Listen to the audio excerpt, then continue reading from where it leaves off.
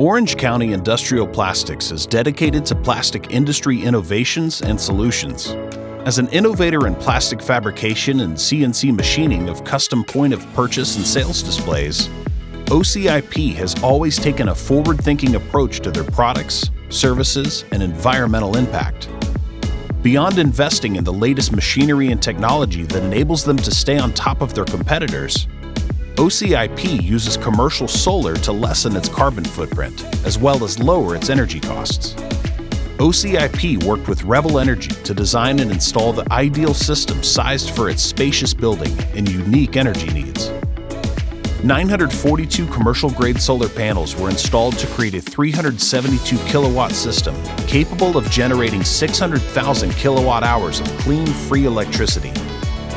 The system is custom designed to offset 100% of OCIP's energy usage. Additionally, the system will earn credits through the Net Energy Metering program during the day for use when the system isn't generating at night. This plastics industry innovator answered their own mission statement to improve their processes by going solar and reducing reliance on utilities.